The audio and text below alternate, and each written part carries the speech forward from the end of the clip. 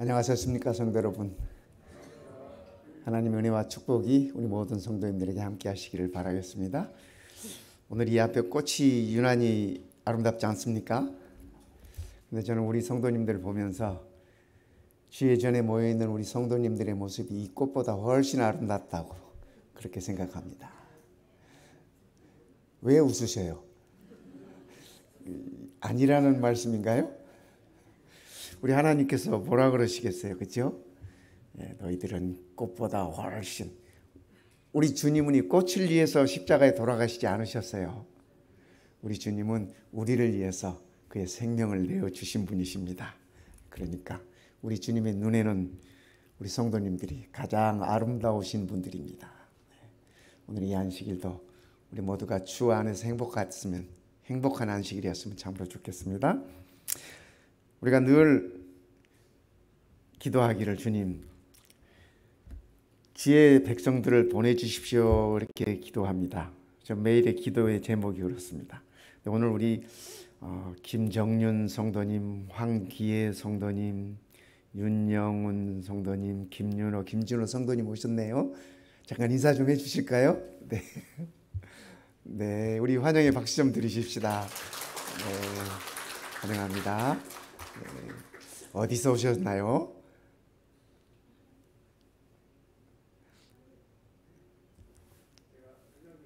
네. 아, 네.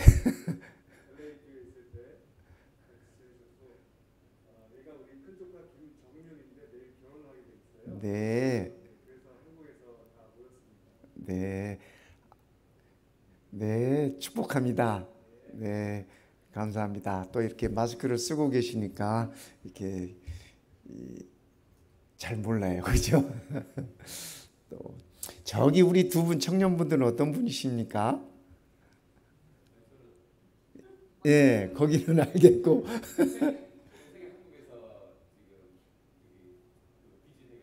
네. 아, 네. 네, 마스크 한번 벗고 인사 좀 한번 해 주십시오. 네. 아이고. 네. 저는 우리 이 금시한 성도님만 미남인 줄 알았더니 그 옆에 미남이 또 계시네.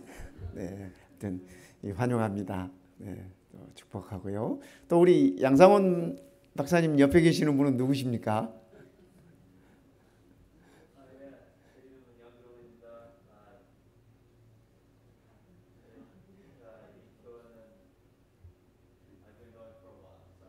예. 네, 감사합니다. 오늘 저희 교회 오신 여러분들 모두 하나님의 이름으로 축복드립니다. 참으로 감사합니다. 네. 저는 요즘 금요일 저녁마다 우리 에스겔서를 이렇게 말씀을 준비하고 또 이렇게 말씀을 드리면서 에스겔서의 가장 그 핵심 기별은 뭘까 이런 생각들을 자주 합니다. 네. 말씀 속에서 저는 그런 생각을 해봤습니다. 요즘 현대에서 하나님께서 우리 그의 백성들에게 바라시는 것이 가장 무엇일까라는 생각을 하면서 거룩함의 회복이 아닐까. 현대 신앙하는 사람들이, 믿음의 사람들이 점점 거룩함을 상실해가는 그러한 시대가 아닐까. 어쩌면 우리들의 모습이 그런 모습은 아닐까. 그런 생각을 가져봅니다. 그러면서 하나님의 말씀 속에서 또 현대를 살아가는 우리들이 거룩함을 회복할 수 있다면 그것이 가장 아름다운 우리들의 모습이 아닐까 그런 생각을 가져봅니다. 이분은 조한 다네커라는 분입니다. 이 18세기 독일의 조각가이셨습니다. 이분이 많은 이 조각들을 남기신 분이신데 주로 이분이 그 조각을 했던 작품들은 그리스 신화에 나오는 그 신들을 조각했습니다. 18세기니까요. 그래서 이분이 이 그리스 신들의 이 신을 조각하는 조각가로서 그의 명성을 날치고 있을 때 그의 인생 결정기에서 그가 예수님을 만납니다. 예수님을 만나고 이제는 내가 예수님을 조각해보리라. 어느 날 그가 2년에 걸쳐서 예수님에 대한 조각을 이렇게 완성했습니다. 그런 다음에 곁에 지나가는 어린 소녀에게 물어봤습니다. 얘야, 누구 같니? 하고 물어봤어요. 그랬더니 그 소녀가 하는 말이 글쎄요, 누군지 모르겠어요. 이분이 실망을 했어요. 그분은 예수님을 조각했다고 생각하고 2년 동안 정성 들여 조각을 했는데 정작 소녀는 누군지 모르겠다는 거죠. 그래서 다시 그 조각을 깨트려 버리고 이분이 6년에 걸쳐서 또다시 예수님의 조각을 이렇게 했습니다. 6년이 지난 다음에 다른 소녀에게 또 물어봤어요. 누구 같아요? 물었더니 그 소녀가 예수군요 하고 대답을 했어요. 너무 기뻤습니다. 너무 행복했습니다. 그러던 차에 나폴레옹이 그에게 초청장을 보내왔습니다. 그 당시 나폴레옹은 프랑스의 황제였습니다. 그렇죠? 황제가 이 요한에게 초대장을 보내면서 파리로 와서 루브르 박물관에 둘 수 있는 비너스 상을 조각해 달라고 부탁을 했습니다. 여러분 같으면 어떻게 하시겠어요? 그렇죠? 당대 황제 초청, 세계적으로 유명한 박물관에 그의 작품을 전시할 수 있는, 둘 수 있는 아주 특별한 기회입니다. 네, 그런 나폴레옹 황제에게 이렇게 대답했습니다. 나의 주님이시고 그리스도의 상을 조각한 이 손으로 더 이상 나는 이방인의 신상을 조각함으로 내 마음과 손을 더럽히지 않겠습니다. 그가 이렇게 말씀하면서 황제의 제안을 거절했습니다. 세상적인 안목으로 보면 그는 어리석기 짝이 없습니다. 그렇지 않습니까? 많은 것들을 상실했다고 볼 수 있습니다. 그러나 그는 이 세상의 그 어떤 것보다도 소중한 그의 주님이시오 그리스도이기 때문에 그분을 위한 조각을 했던 그 손으로 세상에 그 어떤 신도 조각하지 않겠다고, 이제껏 자기가 그 일을 해왔지만 이제는 더 이상 그 일을 하지 않겠다고 선언을 하는 것입니다. 거룩함이란 이런 것이 아닐까, 그렇게 생각해 봅니다. 거룩함이란 이런 것이 아닐까. 우리의 삶 속에서 오직 예수, 내게 있어서 가장 소중한 분, 내게 있어서 생명을 허락하신 그분만을 바라보고 그분의 우리의 삶의 최대의 가치를 두는 것, 그것이 진정한 거룩함이 아닐까. 이렇게 말씀하십니다. 우리 하나님께서 나는 여호와 너희 하나님이라. 내가 거룩하니 너희도 몸을 구별하여 거룩하게 하고 나는 너희의 하나님이 되려고 너희를 애굽 땅에서 인도하여 낸 여호와라. 우리 하나님의 이름이 여호와예요. 내가 거룩하니 너희도 거룩할지어다. 성도 여러분, 오늘 우리가 거룩해야 할 이유가 있다면 그 이유가 뭐예요? 우리가 믿는 하나님 여호와 하나님이 거룩하시기 때문에 우리도 거룩해야 된다라고 성경은 우리들에게 말씀하고 계십니다. 우리가 거룩해야 할 이유가 있어요. 그분이 거룩하시기 때문에 그렇습니다. 내가 거룩하니 너희도 거룩할지어다. 말씀 속에서 우리가 어떻게 거룩하여질 수 있는지 우리가 그 방법을 한번 찾아보도록 그렇게 하겠습니다. 너희는 유혹의 욕심을 따라, 여기 유혹의 욕심이라고 하는 건 우리 안에 자리 잡고 있는 인간된 모든 욕심들을 말하는 것입니다. 썩어져 가는 옛 습관을, 쫓는 옛 사람을 벗어버리고, 구습이라고 하는 건 옛 습관이에요. 오직 심령으로 새롭게 되어 하나님을 따라, 거룩하신 여호와 하나님을 따라 의와 진리의 거룩함으로 지으심을 받은 새 사람을 입으라. 네. 예수님은 이것을 가리켜서 거듭남이라고 말씀하셨어요. 바울은 예수님의 그 거듭남을 이렇게 우리가 알아듣기 쉽게 풀어서 말씀하시는 것입니다. 하나님을 따라서 의와 진리의 거룩함으로 지으심을 받아 새 사람을 입어라. 이렇게 말씀하고 계십니다. 뿐만 아니라 히브리서 12장에는 이렇게 말씀하세요. 모든 사람으로 더불어 화평함과 거룩함을 쫓으라. 성도들의 삶은 모든 사람과 화평하고 예수님께서 그러셨듯이 말입니다. 예수님께서는 하나님과 우리의 사이를 화평케 하시는 분이셨습니다. 죄로 인해서 우리는 하나님과 화평할 수 없는 자들인데 우리 예수님께서 십자가를 통해서 하나님과 우리를 화평케 하셨습니다. 화목케 하셨습니다. 그러기에 우리의 삶 또한 모든 사람들과 화평하고, 여기 모든 사람은 내가 좋아하는 사람만, 내가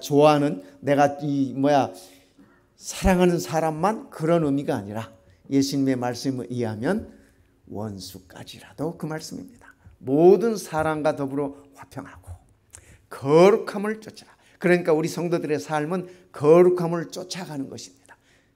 신학적인 용어로 이것은 성화라고 우리가 얘기하지만, 그죠? 쉽게 얘기하면 거룩함을 쫓아가고 거룩함을 닮아가는 것입니다. 이것이 없이는, 이 거룩함 없이는, 그죠? 모든 사람과 화평함과 이 거룩함 없이는 아무도 주를 보지 못하리라. 우리의 소망이 주를 뵙는 것이잖아요. 우리의 소망이 그분의 나타나심을 기다리는 것이잖아요. 그런데 성경은 말해요. 이것이 없이는 아무도, 그죠? 그 누구도 주를 보지 못할 것이다 라고 말씀하십니다. 그러면 우리가 어떻게 정결하게 될 것인가? 에스겔 선지자는 이렇게 간단하게 표현하고 있습니다. 맑은 물로 너희에게 뿌려서 너희로 정결하게 하되. 맑은 물, 그죠? 예수님은 이 침례로 표현하셨어요. 그렇죠?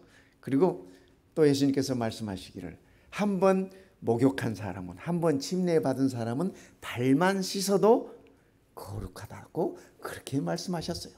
그래서 성소 안에 들어가 보면 맨 앞에 번제단이 있습니다. 번제단은 예수의 십자가입니다. 예수의 십자가의 보혈에서 씻음을 받은 자는 성소에 들어가기 전에 물두멍에서 물로 깨끗이 씻습니다. 그렇죠? 정결케 하는 예식이. 그렇죠? 네.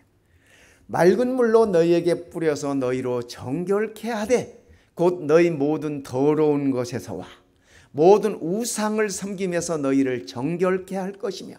그렇죠? 우리가 정결케 함을 받을 수 있는 것은 오직 그리스도의 보혈을 통해서 이루어지는 것입니다.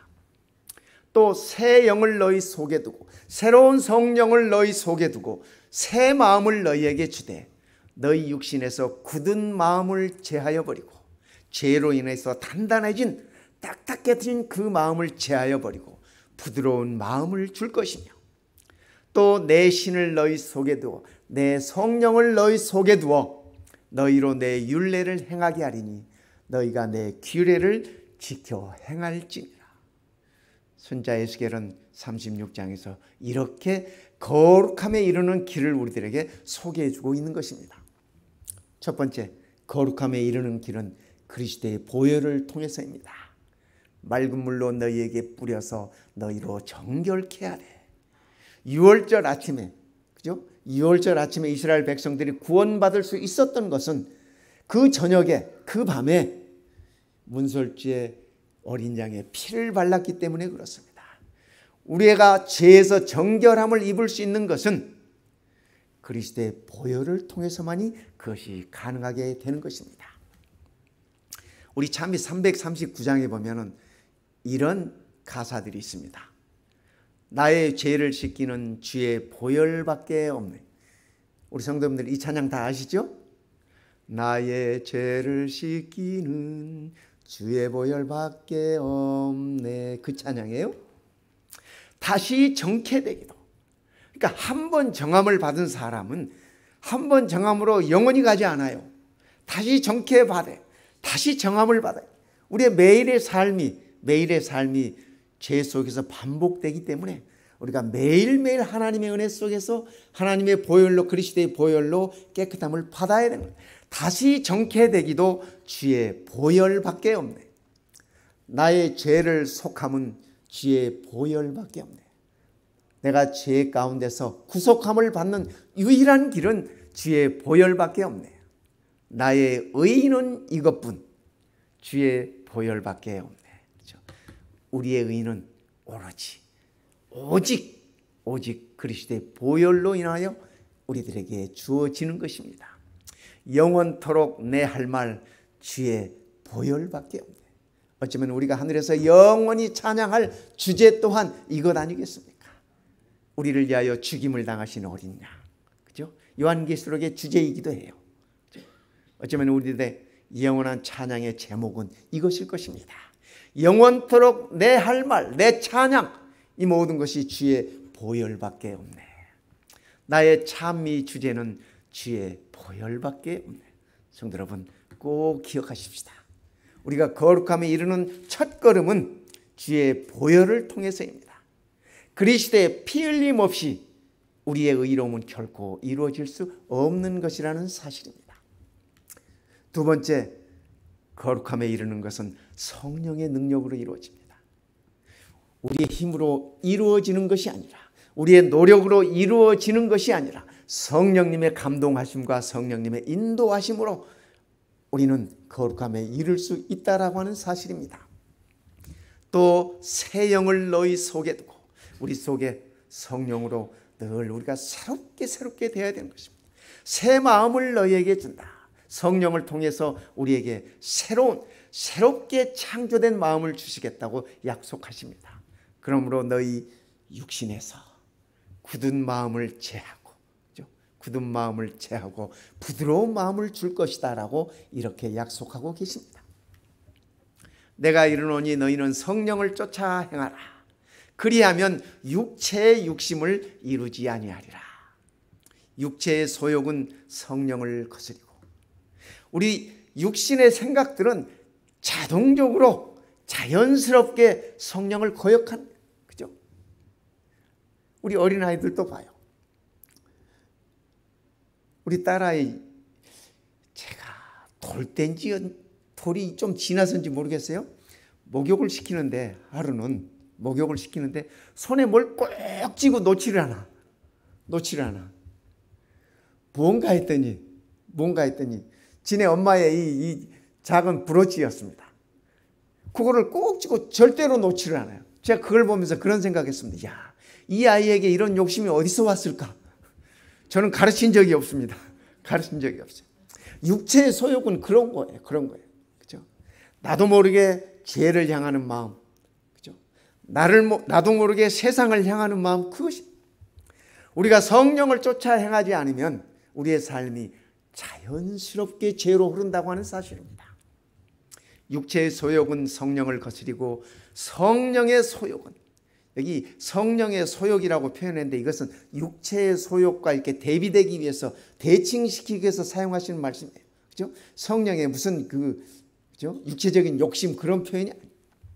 성령의 소욕은, 성령의 갈망은 육체를 거스리나니 이 둘이 서로 대적함으로 너희의 원하는 것을 하지 못하게 하려 함이니라.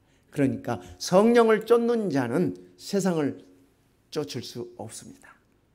세상을 쫓는 자는 성령을 쫓을 수 없다라고 우리들에게 일러주고 계시는 것입니다. 그러니까 성도 여러분, 성령이 내 안에 늘 거하시도록 기도하십시다. 성령은 하나님이세요. 그죠? 성령은 하나님이세요. 성령은 능력이 아니라 내 안에 내재하시는 거룩한 하나님이라는 사실을 기억하시기 바랍니다. 바울은 이렇게 고백합니다. 이 은혜는, 바울이 말하는 은혜는, 그가 나 같은 사람도 하나님께서 부르시고 선택하셔서 이방을 위하여, 이방의 복음을 위하여 나 같은 사람도 사용해 주시는구나 하는 그 간증이에요. 이 은혜는 곧 나로 이방인을 위하여 그리스도 예수의 일꾼이 되어 하나님의 복음의 제사장 직무를 하게 하사 이방인을 제물로 드리는 그것이, 바울이 여기 이방인을 제물로 드린다는 말씀은 뭐 이방인을 잡아가지고 죽여서 제물로 드린다는 얘기가 아니라, 그죠? 하나님께 드린다는 얘기입니다. 우리가 다 하나님께 제물로 드려지는 것 아니겠습니까? 네. 산 제물로 드려지는 것이 오늘 우리들의 예배하는 자의 모습입니다. 이방인을 제물로 드리는 그것이 성령 안에서 거룩하게 되어 받으심직하게 하려 하십니다. 그러니까 바울이 복음을 나누어서 그 복음을 통해서 이방인이 하나님께 드려지는 그것을 일컬어서 하시는 말씀이 성령 안에서 거룩하게 되어서 하나님께 받으심직하게 하나님께 드려지는 것이라고 그렇게 표현하고 있는 것입니다. 성도 여러분, 오늘 우리도 크든 작든, 그죠? 많든 적든 우리의 삶을 이런 일에 한번 투자해 보십시다. 단 한 사람이라도 내가 지니고 있는 이 복음을 통해서 그가 하나님께 거룩함으로 드려질 수 있도록 우리가 그렇게 기도하고 그렇게 성령님께 우리의 도움을 요청하십시다. 뿐만 아니라 우리 또한 하나님께 거룩함으로 드려져야 되지 않겠습니까? 세 번째, 하나님의 말씀에 순종함으로 거룩함에 이릅니다. 또 내 신을 너희 속에 두어 너희로 내 율례를 행하게 하리니 너희가 내 규례를 지켜 행할지라. 이 말씀 가운데 율례라는 말씀, 규례라는 말씀, 이거 다 말씀으로 표현하면 됩니다. 하나님의 말씀으로 내 말씀을 행하게 하리니 너희가 내 말씀을 지켜 행할지라. 그 말씀입니다. 그러니까 우리가 거룩하게 되는 길은 하나님의 말씀을 통해서 거룩함에 이른다고 하는 사실입니다. 저희를 진리로 거룩하게 하옵소서. 우리 예수님께서 마지막 드리셨던 기도 중에 나오는 말씀입니다. 아버지의 말씀은 진리니이다. 그러니까 이 진리가 아버지 하나님의 말씀이 우리를 거룩하게 하는 것입니다. 또 저희를 위하여 내가 나를 거룩하게 하오니, 여기 저희는 예수님의 기도의 대상이신 우리들을 가리키는 말씀입니다. 1차적으로는 제자들이고, 그죠? 2차적으로는 제자들을 통해서 복음을 나누어 가진 사람들에 관한 얘기고, 3차적으로는 장차 복음이 전파되는 곳곳에서 모든 복음을 받아들이는 자들을 위한 말씀입니다. 그러니까 우리도 예수님의 이 기도 가운데 포함되어 있다고 하는 사실입니다. 저희를 위하여 내가 나를 거룩하게 하오니, 우리 주님께서 하시는 말씀이에요. 그 목적이 뭐냐면 이는 저희도 진리로 거룩함을 얻게 하려 함이니이다. 성도 여러분, 예수님께서 우리의 거룩함을 위하여 거룩하게 되셨습니다. 하나님의 말씀에 순종함으로, 하나님의 뜻을 죽기까지 순종함으로 우리 예수님은 거룩하게 되셨을 뿐 아니라 우리를 거룩하게 하시고 하나님께 거룩함으로 드려지게 하셨다는 말씀인 것입니다. 얼마나 감사합니까?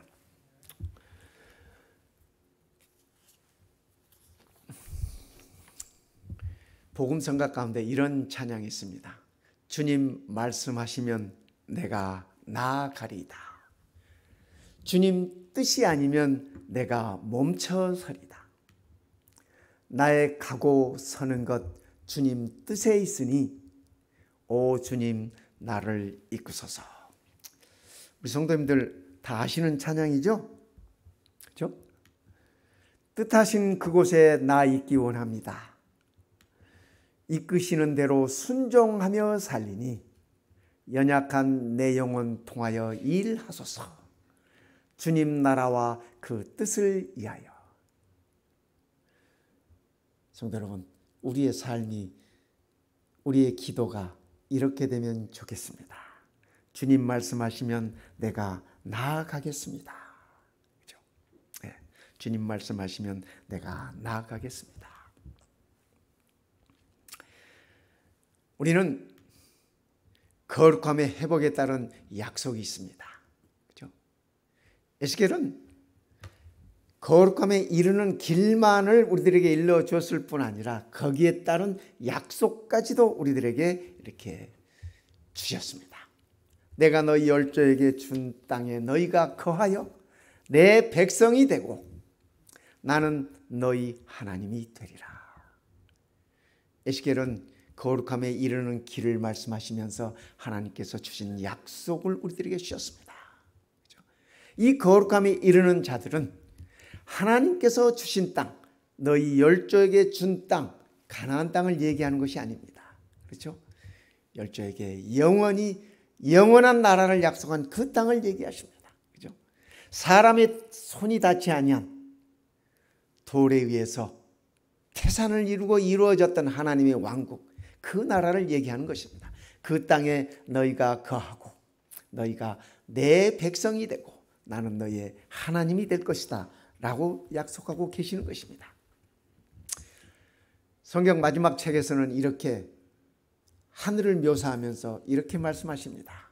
내가 들으니 하나님의 보좌에서 큰 음성이 나서 가로되 보라 하나님의 장막이 사람들과 함께 있으며 하나님이 저희와 함께 거하시리니. 에스겔 36장에 있는 말씀과 같은 말씀이에요. 같은 표현이에요. 저희는 하나님의 백성이 되고 너희는 내 백성이 되고 나는 너희 하나님이 될 것이다 라는 말씀이 에스겔서의 그 말씀이 요한계시록 21장에서 똑같이 반복되고 있는 것입니다.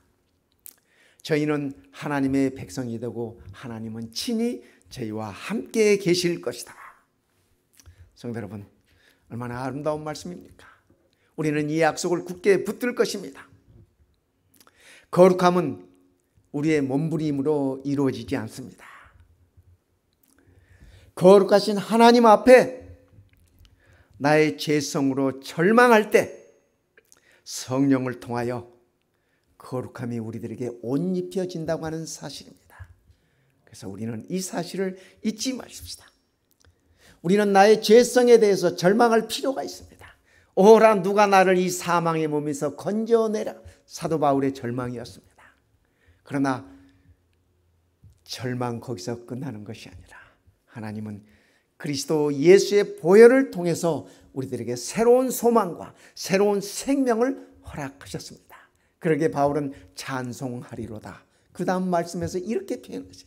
찬송하리로다. 그렇습니다. 우리가 우리의 죄에 대하여 우리의 죄성에 대하여 절망할 때마다 우리는 하나님의 은혜를 생각하고 그 하나님의 은혜에 감격할 수밖에 없고 우리 입술에는 찬송이 나올 수밖에 없는 것입니다. 하나님 앞에서의 절망은 하나님의 백성들을 소망으로 이끄는 것입니다. 기억하십니까? 베드로가 6명의 제자들과 더불어 절망에 빠져가지고 십자가 사건 이후로 그들은 갈릴리 호수로 돌아가서 고기잡이 그물을 던지고 있었습니다. 정말 그들은 3년 반 동안 열심히 예수를 쫓아다녔지만 한때는 예수님의 오른편에 앉을 것이라는 기대감과 세상적인 모든 욕망과 모든 야망 속에 그들이 있었지만 그러나 십자가를 통해서 그들은 절망하고 좌절하고 그들의 본래 직업으로 돌아갑니다. 고기 잡는 일로 돌아갑니다. 밤이 새도록 그물을 던집니다. 그러나 단 한 마리도 건지지 못합니다. 절망이 그들을 감싸고 있던 그 새벽에 밤새워 헛그물질했던 그 밤이 지나고 새벽 동이 텄을 때 우리 주님께서 말씀하십니다. 얘들아 잡은 것이 있느냐. 예수님께서 제자들에게 얘들아 잡은 것이 있느냐라고 말씀하신 그것은 절망 중에 있었던 이 제자들 다시 소망의 아침으로 인도하는 말씀이셨습니다. 잡은 것이 없나이다. 그들의 현재 위치를 확인하는 것입니다. 오른편에 그물을 던져보아라. 그 오른편에 예수님이 서 계셨어요. 그죠? 그들은 그 밤에 밤새도록 잡지 못한 그 고기를 그물이 찢어지도록 잡아 올려서 세보니까 몇 마리였어요? 성경에는 요한복음에는 153마리라고 적고 있어요. 작은 배 물고기 153마리면 배가 가라앉을 정도입니다. 제가 갈릴리 가서 갈릴리 어부들이 이 고기 잡는 그물 던지는 배를 타봤어요. 한 몇 사람 타면 꽉 차요. 거기에 물고기 153마리 아마 배 끝까지 물이 이렇게 차오를 것입니다. 그 무게 때문에. 그 새벽 베드로와 제자들은 새로운 아침을 맞이했습니다. 절망의 밤에서 소망의 아침으로 그들은 새로운 의의 태양을 본 것입니다. 희망의 태양이 떠올랐습니다. 그들은 거룩한 옷을 입고 헌신하여 그리스도를 위하여 새벽 이슬이 되었습니다. 12 제자 가운데 사도 요한만 빼고 다 순교의 길을 갔습니다. 그러나 그들은 다 즐거움 속에, 소망 속에, 찬양 속에 그들의 삶을 하나님께 드렸던 것입니다. 성도 여러분, 오늘 우리도 참 이 복잡하고 답답한 이 요즘 세상에서 이 절망 가운데서 소망을 볼 수 있으면 좋겠습니다. 우리를 향하여 우리의 절망을 끝내시고 우리의 시선을 소망으로 향하게 하시는 그 하나님의 사랑과 하나님의 은혜를 볼 수 있으면 참으로 좋겠습니다. 저는 우리 성도님들이 거룩함을 회복했으면 좋겠습니다. 일상의 거룩함 말입니다. 우리의 일상의 평소의 삶 속에서 거룩함을 회복했으면 좋겠습니다. 저도 이 일을 위해서 늘 기도합니다. 시간의 거룩함입니다. 시간의 거룩함. 하나님께서는 우리 인간들에게 24시간이라고 하는 시간을 허락하시면서 이 시간은 누구에게나 다 똑같이 주신 시간. 그렇죠? 한 주일이라는 시간을 주시면서 일곱째 날은 나와 너가 교제하자 라고 안식일이라고 하는 거룩한 시간으로 떼어 놓으셨습니다. 성도 여러분, 오늘 우리가 안식일을 생각할 때, 그렇죠? 하나님께서 나와 너 사이의 증거라고, 징조라고 말씀하셨던 그 안식일을 우리가 생각할 때, 과연 우리는 이 시간의 거룩함을 얼마나 인식하고 얼마나 소중하게 여기는지 우리 자신들을 한번 생각해 보면 좋겠습니다. 일반 개신교인들 참 일요일을 얼마나 거룩하게 지키는지 제가 참 부러울 때가 있더라고요. 야, 우리 재림 성도들도 안식일을 저렇게 인식하면 얼마나 좋을까? 그죠? 일요일에 비즈니스도 안 해요. 식당 하시는 분들 식당 문 닫아요. 우리 동네 감이라는 식당이 있어요. 가보셨어요? 그 분식집. 그분들 일요일에 문 열지 않아요. 문 열지 않아요. 왜요? 그분에게 있어서는, 그죠? 일요일은 거룩하게 준수해야 되는 주일이야. 그래서 그분들은 이 문 안 열어요. 우리 재림교인들이 식당을 하면 얼마나 고민을 많이 할까요? 그죠? 안식일이나 평일이나 구별이 되어 있지 않는 우리의 삶들은 아닌지 우리가 한번 우리 자신들을 살펴보십시다. 그래서 정말 우리의 일상 가운데서 거룩함을 회복했으면 좋겠습니다. 시간의 거룩함을 회복하십시다. 금전의 거룩함도 회복되어졌으면 좋겠습니다. 하나님께서 하나님의 것이라고 말씀하시는 것은 하나님께 드리고, 그죠? 우리의 몫으로 허락하신 것들은 우리가, 그죠? 우리가 우리의 삶을 위해서 넉넉하게 활용할 수 있다면, 우리가 하나님께 11금을 드리는 것도 그렇습니다. 아, 이걸 내 것이라고 생각하니까 아깝죠. 그러나 이것을 하나님의 생각이라고, 하나님의 것이라고 생각한다면 이야기는 달라집니다. 관계의 거룩함을 회복했으면 좋겠습니다. 모든 사람과 화평하고 이렇게 말씀하셨잖아요. 관계가 거룩해지는 것입니다. 모든 사람과, 내 이웃과 내 가족과 내 형제들과 내 친구들과 내 주변에 있는 사람들과 거룩함을 회복하는 것은 관계를 회복하는 것입니다. 화평하는 것입니다. 뿐만 아니라 우리의 삶에 있어서 가치의 거룩함을 회복했으면 좋겠습니다. 내 삶의 우선순위가 어디에 있는지, 그렇죠? 내 삶에 있어서 가장 소중하게 여기는 것이 무엇인지 우리가 그것을 회복했으면 좋겠습니다. 우리 주님은 말씀하십니다. 내게 있어서 너희는 가장 소중한 자라. 이렇게 표현하십니다.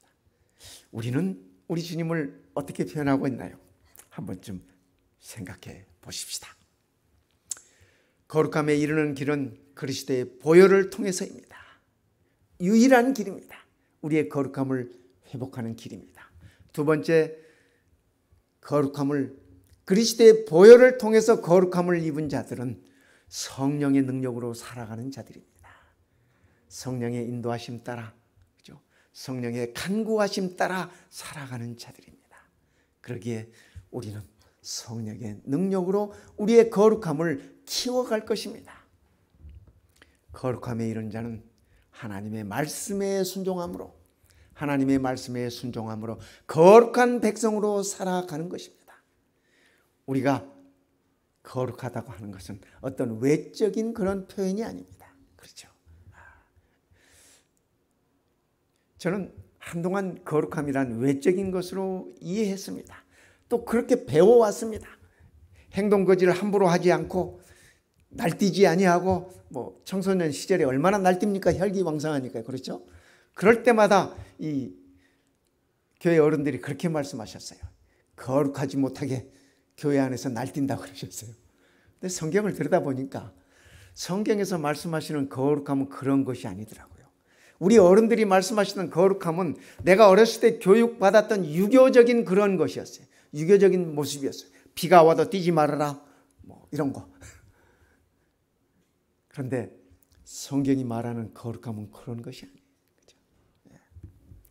그리스도의 보혈로 정결함을 받고 성령의 인도하심 따라 살고, 그렇죠? 성령의 인도하심 따라, 우리가 옆에 어려운 자를 도와주는 것, 무언가 필요한 자에게 냉수 한 그릇이라도 주는 것, 이거 다 성령님의 속삭임에 의한 것입니다.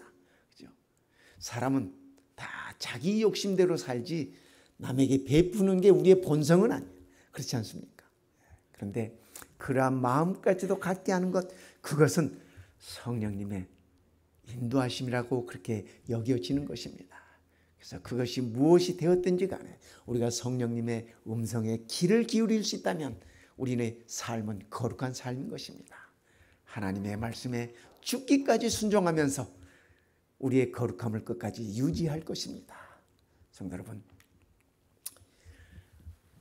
존 다네크가 했던 그 말, 제가 처음에 드렸던 그 말씀 기억나시죠? 내 손으로, 그리스도를 조각한 이 손으로 이방의 신들을 더 이상 조각하지 않겠습니다. 그의 결단입니다. 그의 변화입니다. 그렇죠? 그의 삶이 완전히 달라진 것입니다. 오늘 우리도 오늘 이 안식일부터 새로운 결심 한번 하십시다. 10월 1일이 첫 안식일에 나는 이제부터 하나님의 거룩한 백성으로 살겠다. 하나님의 거룩한 백성으로 남겠다. 주님 오시는 날까지 하나님의 거룩하심을 유지하며 살겠다. 이렇게 결심하십시다. 하나님께서 우리 모든 성도님들을 축복하시기를 바랍니다. 또 우리 모든 성도님들의 거룩함을 유지해 줄 것을 믿으면서 하나님께 감사하며 이제 우리 하나님께 찬양을 드리도록 그렇게 하시겠습니다.